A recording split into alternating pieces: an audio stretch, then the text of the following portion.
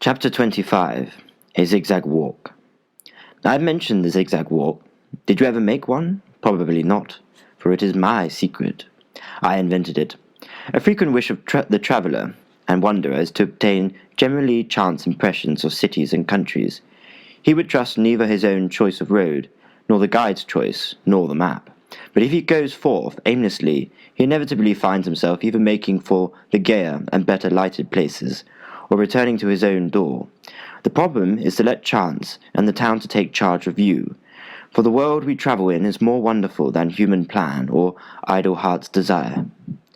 One day in New York, wishing to explore that great city in a truly haphazard way, I hit on the following device: a zigzag walk. The first turning to the left is the way of the heart. Take it at random, and you are sure to find something pleasant and diverting. Take the left again, and the piquancy may be repeated. But reason must come to the rescue, and you must turn to the right in order to save yourself from a mere uninteresting circle. To make a zigzag walk, you take the first turning to the left, the first to the right, and then the first to the left again, and so on. I had a wonderful night walking thus in New York, taking cross-sections of that marvelous cosmopolitan city, and many were the surprises and delights and curiosities that the city unfolded to me in its purlieus, and alleys, and highways and quays. That was several years ago. After New York I saw Paris for the first time, and wandered that way there. Curiously enough, I started from the conventional and tourist-stricken Avenue de l'Opéra, and the zigzag plan led me across the Seine to the Quartier Latin and Bohemian Montparnasse. I saw more Paris in a night than many may do in a month. After Paris I tried the experiment in Cologne. That was after I had marched in with my regiment from the wilds of the Ardennes and southern Germany. I explored the city in that way. How unusual and real and unsatisfactory were the impressions obtained by going, not the crowd's way, but the way of the zigzag, the diagonal between heart and reason. However, the most charming and delightful associations of my zigzag walk are not those of the great foreign cities which I have known, but of our mysterious and crooked-streeted capital, London herself. It was Christmas time, and I said to my wife, "Let us do our shopping on the zigzag way." We had not gone forth on such an adventure before, and were full of excitement, wondering where we should be led.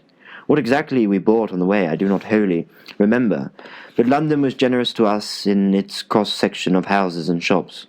On this occasion we started on the road of reason, since we had a definite purpose in view, and we took the first on the right, and the first on the left, instead of the first on the left and the first on the right. It may be thought that made no difference. Believe me, it all the difference in the world. The first street we knew quite well. The second was an assault alley, where scores of children were playing hop-a-ma-fun on the white-scrawled flagstones. The third street was one of the great film streets of London, with cinema stores from end to end and shop windows lurid with horror posters. The fourth turning brought us to the famous market of Pulteney, where all the surplus fruit and job lots of vegetables from Covent Garden are exhibited on donkey barrows and cried by vociferous hawkers. Here we could buy 2 grapefruit on occasion for a penny, and the rare and refreshing fruit which the wizard from Wales once offered to the poor as a result of legislation could be here obtained by chance and in abundance. From the market we went by a crooked road from Rupert Street to Callard's cake shop in Regent Street. Happy forethought of London. We had coffee and mustard and cress sandwiches in this jolly shop, and bought a cake. Then we crossed Regent Street, bought 2 chickens at Louis Gatier's in Swallow Street, and plunged for Piccadilly. We came out at St. James's Church, and fortune was kind enough to make it possible to visit Hatchard's. We went in and browsed around for a while and ordered a copy of The Sweet-Scented Name. Our way was then by Duke Street, Jermyn Street, and some others to St. James's Street with its clubs, and we turned up at St. James's Place. As we passed number 5, rat-a-tat-tat from the little window, rattling and jumping like the sound of an old-fashioned motor, went the typing machine of the secretary of the world's greatest newspaper chief. We thought we had arrived at a cul-de-sac, and that we should have retraced our footsteps, one of the natural rules of the walk. But we found an eye of the needle through which the rich men have to pass to get to the paradise of the Green Park. It is always explained to the rich that the eye of the needle in the gospel is only a figure of speech, and that there was a needle gate through which a camel, without too great a hump, could pass. and the alley from St. James's Place will just admit not the too stout. When we got to the fields beyond, the great city played with us and led us a comic dance along the paths of the Green Park. Westminster Cathedral was in view. There was a large balloon overhead in the murk of the London sky, and many people were looking up at it. Our steps took us along various grand crescents of pathway, and the intention of the city with regard to our ultimate destination began to seem very obscure. There were several knotty points, as to which was a turning, and which was not. When I made an artful decision, the companion of my way said to me, "You want to shape things to your own ends." "No," said I want to be faithful and just." A stiff discussion set in, and we could not get the matter straight. However, we eventually found ourselves in St. James's Park, and there was an issue for us into Birdcage Walk, where, in the barracks beyond, we saw the soldiers at drill, though little did I think, at the time, that I was destined to drill there, and be on sentry there myself in time to come. So the walk went on, and we passed the London Soldiers' Home near Buckingham Gate, and made our last purchase at a little shop in Wilford Street, passed Westminster City School, and entered Victoria Street by Palace Street, and took an omnibus home. Thus ended the first lap of our zigzag walk through London, and we promised ourselves to return to the point where we had left off and continue this way of chance as soon as a convenient moment came. Therefore, one Sunday afternoon, and not long after, we took the omnibus back to the corner of Palace Street, and resumed. Fate allowed us to miss Victoria Station and its many lines of rail, and we entered Flatdom and Belgravia, not the best part of Belgravia, but the sadder and more faded streets, the streets where the lamps of joy had died down and guttered out. Then we passed by Morton Terrace to Lupus Street. "What a name for a London street," says G.A.B. Dewar in his sad tale of Letty. "Is not all London Wolfish Street for our Lettys? Colchester Street, Chichester Street, Claverton Street, streets of faded grandeur, the Embankment. Then over the river we go by Chelsea Bridge, and find ourselves in a district hitherto unvisited by us. We entered Battersea Park, and had such a time in its mazes of paths that we were obliged to make a second rule for our walks, and that was henceforward we should enter no parks. A friend to whom we had communicated the secret of our street adventure had warned us that if in the near future we should disappear from London life, he would come in search of us to the maze at Hampton Court, for which he was afraid, if once entered, we should never extricate ourselves. So we made a rule, no parks, no mazes. Incidentally, however, we spent a remarkable and amusing hour in the artificial wilderness of Battersea. If zigzagging should ever become fashionable, I am afraid that most people will consider it de rigueur to follow out the mazes and labyrinths to the last intricacy and the correct issue, and that they will not have the courage to cut the Gordian knot as we did. And starting pedantically, they will finish pedantically, in the literal sense, for is not pes pidis afoot. There were many Gordian knots which our footsteps made in the ins and outs of London. Having given Battersea the go-by, we threaded many typically poor streets, not slum, just better than that. How deplorable a sight, very poor and dirty houses which you feel moving to be worse, with broken windows here and there, and derelict barrows in the roadway. We passed under gloomy railway arches, so gloomy as if crimes had been committed there, arches where at night spooning couples lurk or solitary bodies furtively eat fish and chips. So we came to a little house which in the course of time we ought to have visited, but probably would not. And there we called in our unexpected way, a call not without its sequence in our afterlife. This was all in the realm of Lavender Walk and Battersea Rise. In one of the streets we came on two demure villas called Alpha and Omega, and very fitly passed from Battersea to Wandsworth. Another day, in full fresh air, we walked along Bolingbroke Grove, and the fringe of the Common, and Nightingale Lane, through very respectable suburbia, where the houses are just so, and there are plaster angels in the cemeteries. That day we went home from Earlsfield Station. Next time we pass St. Barnabas's Church, with the niches left in the bricks for saints. We made our exit from real London, watching from a railway arch the mad red caterpillars of tube trains going to and fro, The houses grew higher, and the roads more spacious. The great elm trees were in the front gardens.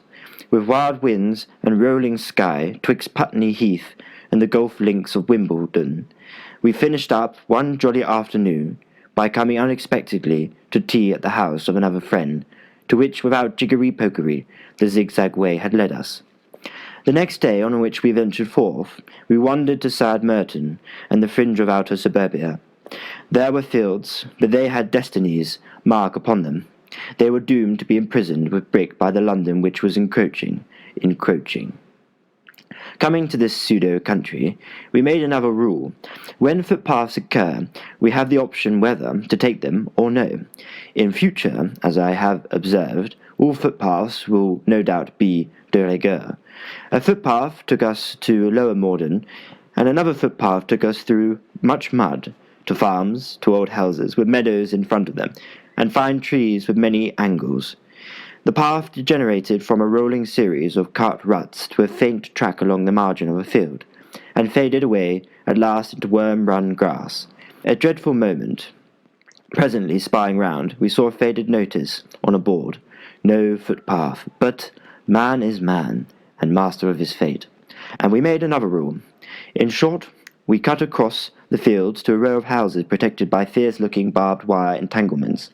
We got to another footpath, and the footpath became a road, and the road became a grand drive. I think we got to Blenheim Road, and that this degenerated to a cart track, and we were led over fields to the West Barnes Road, where trams and buses were running, and we saw scrawled in front of us in big white letters, Eternity, in heaven or hell, vote now. We voted. Somehow we got to Rains Park, and were much pleased with the front gardens of Carter Seed's establishment, and the many flower pots, and the ice plants. Next day we reflected we had become enmeshed in a net of our own contrivance. Our little plan didn't at all fit in with the arrangement of the district. Suburbia, with crocuses in bloom, got rather on our nerves. By many circumlocutions, we returned to Wimbledon. We did not know the name of the place was Wimbledon, but when we discovered this melancholy fact, we realized that we had blisters on our feet. Another day we walked to Meldon, where we bought an excellent chicken, which we took home in time for supper. Then by Sycamore Grove we walked to Poplar Grove, and by Poplar Grove we walked to Lime Grove, and by Lime Grove we walked to Elm Road, by Elm Road to Beech Grove. We took the option of a footpath, and skidded from this region of trees to the main highway, where the fine Hampton Court electric cars speed their handsome way. We went straight into Kingston, without any more beating about the bush.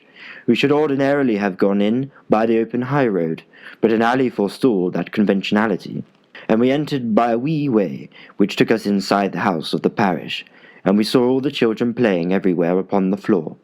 Rather slummy. We passed Milner Villas, built 1902. We passed the Victoria, the Six Bells, and the 3 Tons. We passed the Kingston Grammar School, where the boys have scarlet caps, and the Vineyard Baptist Tabernacle, where the pastor had the Kenspeckle name of Isaac Stolberg.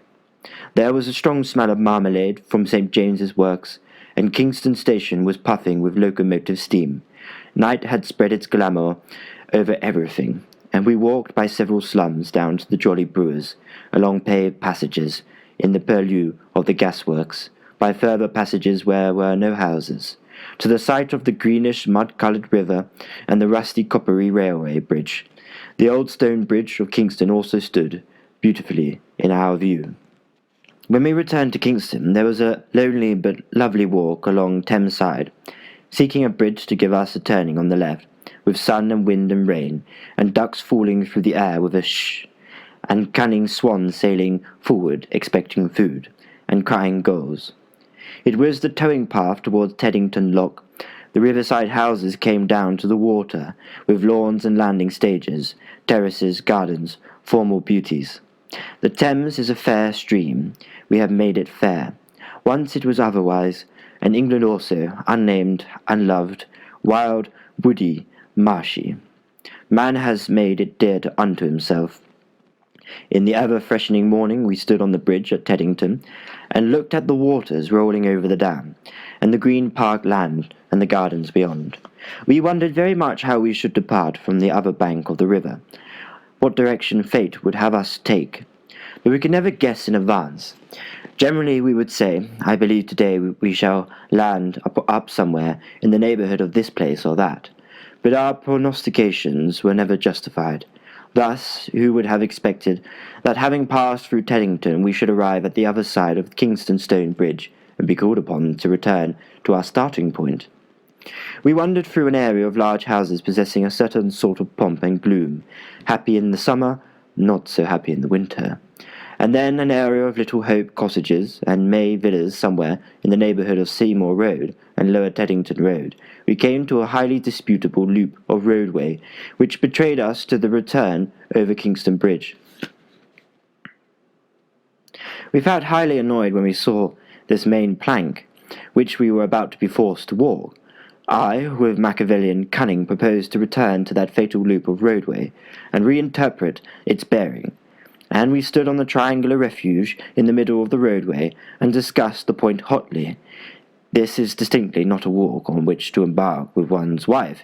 It reveals points of difference. It brings out the hidden crookedness of character, confirms all obstinacies and predeterminations. It is possible to get more excited over a trivial turning, mark you, trivial, a place where three ways meet, than over the most portentous decision in real life. I imagine it is always so. In any case, we stood on the triangle at Kingston and argued the point. Two stout policemen of the cinema picture type stood over on the pavement, regarding us and nodding their heads together. "What do you think is their little game?" one was possibly saying to the other, and they must have viewed me with a considerable amount of suspicion when I returned to that loop and obtained a heretical reading of the truth to suit my purpose. "My dear Watson," I hear the arch-detective saying, "the simplest of crimes are always the most difficult to fathom. I think it would have puzzled the smartest of plain-clothes men had he followed us on our marvellous way from Kingston back to Kingston, or from Kingston the second time to Hampton Court." "Onward to Hampton," said I. "We cannot tell what joys await us there." We went into Bushy Park, thus infringing one of our own rules. But there was an excellent road going through, and we liked to see the deer grazing near us like cows. Fortune led us into Hampton, that gay and lively river town, and from Hampton we wandered among grey reservoirs and green embankments to Sunbury. Possibly fate intervened to punish us for our refusal to pass over Kingston Bridge, for soon we found ourselves clinging to the Thames. It was March by now. The blackthorn was in bloom, the japonica and the almond were in blossom, the celandine was in bud, and birds were singing everywhere. At Ashford there were lots of daffodils, and I remember we passed the girls of the high school all walking in crocodile, and looking very frisky and fresh. Despite the primness of the teacher, we came to the pretty and rural village of Lelham, Arnold's village, with its old church, with thickly ivied tower, ancient yew trees, the graves of the Arnolds and of the village. There were two goodly inns, the Turk's Head, the Three Horseshoes. At the latter we had tea, and we learned that Arnold's house has been pulled down, and the present National School has been made with the bricks. We walked along the towing path once more, but it was now a full, rushing river, and was often in flood, well over the bank. The Thames had a wild aspect, reflecting livid clouds. An icy gale whipped the stream. There was a rush of snow, and the storm raged across the whiteness of the horizon like smoke. We shouted in the coping of deserted river houses, and in order to make progress when the storm abated, were obliged to walk on the iron rungs of railings. Even so, we did not escape many a bootful. In this way we passed Penton Hook, and reached fairly and truly Staines, one of the bright capitals of Father Thames's kingdom. At Staines we took the bridge, or rather the bridge took us, over to the other side of the river, where we waded all the way to Runnymede and Magna Carta Island, the way all kings evidently have to go. But we signed no Charter of Rights. Had we worn crowns, we stood in more likelihood of imitating that other remarkable feat of King John, by losing our symbols of royalty in the flood. We were slaves of the road, and the road led us into the water. I think we should have got to Windsor Castle, and might conceivably have called on the king himself, the latest after King John, but the water gods intervened, or Pan had other things in view. For I was warped we were warped away to Egham and Virginia Water. I was able to call on my artist friend, Helen Cross, who at the time lived at Egham, and was doing the emblems for my idealistic first novel, Priest of the Ideal. A joyous surprise visit, for I could not tell her in advance that I was coming. I did not know whether the zigzag way led to her gate. However, many nice people and some others are on the zigzag path in the jigsaw puzzle of life. We went from Egham to Thorpe Green and Englefield Green. We went down to Prune Hill and to Whitehall Farm, and the length of many a longish country road. It's a long lane that has no turning. In fact, we were often comforted by that proverb, and never found it disproved. All roads in England, except the horrible cul-de-sac, which pray you avoid, have turnings to the left or to the right, according to the heart or consonant to the reason. The crookedest has some reason in it, and even the worst, though it has a way in, has also a way out. From Virginia Water, the zigzag way leads on to Kennackhair, and further to a place which I have sometimes heard called the Back of Beyond. At the same time, it may be said that you will not know the name of the place until you get there. You can put no destination label on your rucksack, and if anyone asks where you are going, you may tell him in confidence, whisper the dreadful fact in his ear. Honestly, I do not know.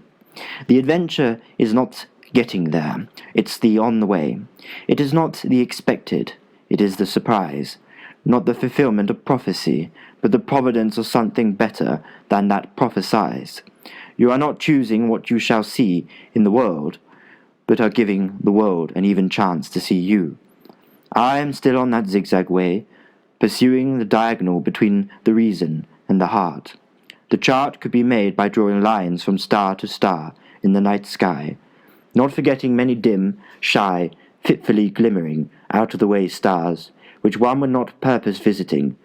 I said we would not enter a maze, but we have made one and are in one, a maze of Andalusia and Dalmatia, of Anahuac and Anatolia, of 7 rivers of land and 7 kings, the first to the left, the next to the right, no blind alleys, a long way, beaucoup zigzag, eh?